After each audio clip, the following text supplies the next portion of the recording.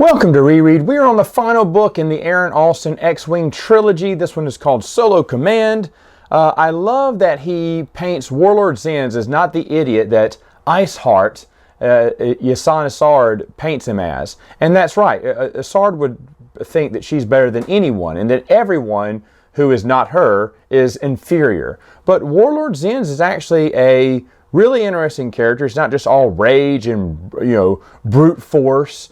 But he's very smart. He outwits Solo in the end of this book, and no one knows exactly what he pulled off here. And even though he does suffer catastrophic losses, he's still an interesting character. And I like I guess I just forgotten that reading this the last time I read through it, because I just don't remember how perfect Warlord Zinz is. Can I say likable character? He's a good bad guy. He's a good villain. There's a new pilot they have to introduce. Of course, you always have to introduce new pilots as old ones go away or pass away. This one is a Devorian called Elazar, and instantly you take a shining to him because, of course, Aaron Allston makes sure to put some comedy in there. There's one where he introduces himself and all the race squadrons are going, too boring. He's not crazy enough for us. And then he goes, I'm sorry, let me introduce myself again. Lieutenant something Elazar, Captain of the Stars, reporting for duty, or whatever. And make some weird thing, and Wedge is like, oh man, already this is starting? There's another one, and Elazar kind of, Aaron Allston introduces him, gives him plenty of funny lines for you to love him, and then puts him in the rest of the crew. Like, he's not the main character here, which I'm fine with.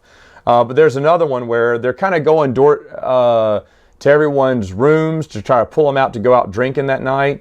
And I don't know, Elazar is meeting some of his wingmates for the first time. He's like, hi, my name's Lieutenant Elazar. He said, please kill me. Because he's stuck with these two other pilots.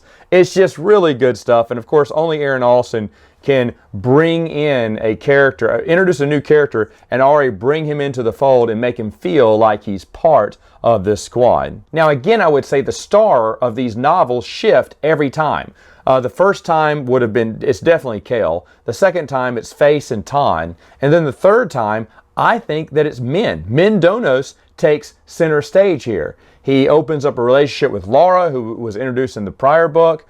Laura, of course, said, you know what, we shouldn't get together because I can destroy your life. And I think she said 12 words, and he kind of laughed. And the whole time you're thinking, wait, what does that mean? And eventually she's in love with him too. And there are, meanwhile, let me pause here. Let me go through this chronologically if I can. Meanwhile, there are secret passwords that are ridiculous, that are being said to people, even pilots of Rogue Squadron, that are changing their attitude and making them into sleeper agents. They're assassins for the Empire. Now, it's not really explained in detail how this is done. They do think that it's something that they can flash fry their memory into giving them this code. Like that, some of these people are only gone for a day. They've been on leave for one day and they come back as sleeper agents. And if they did explain it, I don't remember it. And I just finished it yesterday, which I guess would be a bad thing. But either way, I do like Face is meeting with another Imperial captain, and he wants Warlord Zinz dead too. He wants to destroy him. So he's secretly going to assist Han Solo's team, and he's talking to Solo's command through Face to say, hey, look, I'll give you all the information I have on him. You'll share information you have on him. Together, we'll try to take him out. While they're all talking about this, Aaron Allston does something that not many people do. He describes the food that they are eating during this conversation. And I find that interesting because a lot of people don't. They just say, oh, it was a very sweet dish. It was sweet and sticky. Okay, whatever. But he says, he describes it as, it looks like eggs in a tart sauce that has meat in the middle, and Face said, oh, this is kind of weird. But I was like, wow, that's something that we could, it's kind of impossible and stupid to make here. But at the same time, we can imagine exactly what that would taste like. I don't know, I started thinking what that would taste like. And I like when people describe certain foods and drinks within the expanded universe. It's not done very much, but Aaron Allston does a good job there. Now, Rogue Squadron is working with them, so Rogue Squadron is making their appearance too. So Rogue Squadron and Wraith Squadron are working together. You get the best of both worlds, even though Rogue Squadron, rightly so, is taking a back seat to the storyline.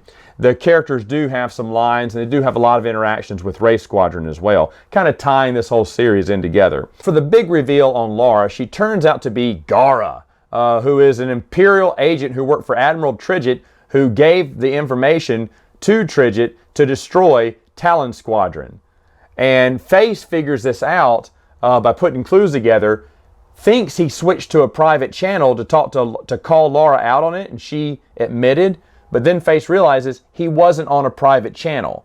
So it went out to everyone. Even Min heard it. Min tries to destroy her real quick because he just goes insane, realizing he's been betrayed. Laura jumps to hyperspace, gets away, meets up with Warlord Zen, says she's going to betray Wraith Squadron, like she's been a double agent this whole time for him, and she's going to help him destroy, Han Solo's army and Wraith Squadron as well. And in reality, she is actually still helping Wraith Squadron by sending, this is kind of interesting, she's sending signals through laser beams that she is, laser beams she's shooting out through her X-Wing. So, I mean, it makes sense when they kind of explain it a little bit, but very unique. Anyway, while all this is happening, Wedge plays a great prank on Wes, convincing him that they captured an Ewok from the latest raid, and this Ewok can walk and talk, and he is Lieutenant Ketch, yub, Commander, that Wes has been joking about the whole time. And it ends up with Wes getting doused in cleaning fluid. He has to, strip off his clothing, put this Ewok food on him because the Ewok escaped, supposedly. They go and they see the cage has been he's been broken out of his cage. So he smears Ewok food all over him. It stinks and smells, and he's trying to attract the Ewoks so they can catch him. And of course, when he goes into the room, he finds the Ewok, and it's the stuffed Ewok. Wes has actually been the one. I thought it was the Bothan from the first one, but Grinder. But it was actually Wes who has been throwing around the stuffed Ewok into people's cockpits, Wraith Squadron's cockpits. So this is Wedge's revenge. Of course, he throws the Ewok in front of him where his Budimus Maximus is exposed to the rest of his team. It was a really funny moment, and it took like a whole chapter. And that's what I love about Aaron Austin. He took a whole chapter just to do a prank, just to talk about a prank. I love that. I love that. And that he can think of a good prank and how it would play out is really good. We find out that Wedge and Baron Fell, they battle in a dogfight. Wedge finally shoots Baron Fell down. Yes, he is more superior than Baron Fell. And as he sees Baron Fell exiting his TIE Fighter cockpit, I think, he's got a broken leg. He says, "You're going to answer questions now, Fell," because he wants to know where his sister is and stuff. And of course, the helmet gets revealed, and it's not Baron Fell. This whole time it's been a fake. It was Tetron Cowell.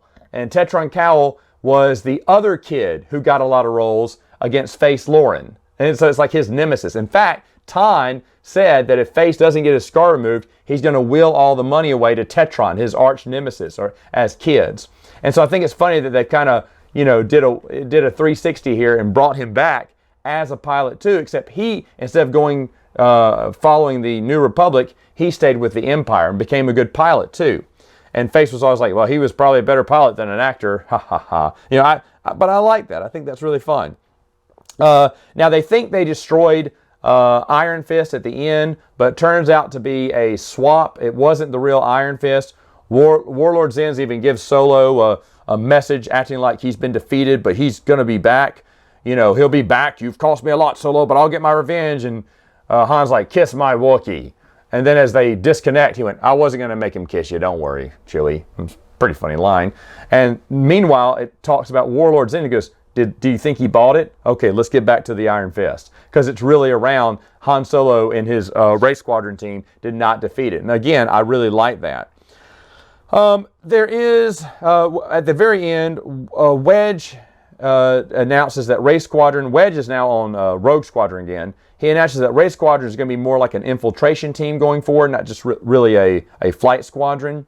And also, he reports Laura as who died in the last battle, even though Solo realizes that she didn't. He calls Wedge in on it because he sees a message from someone else, not Laura, but one of her aliases, asking men to come visit her.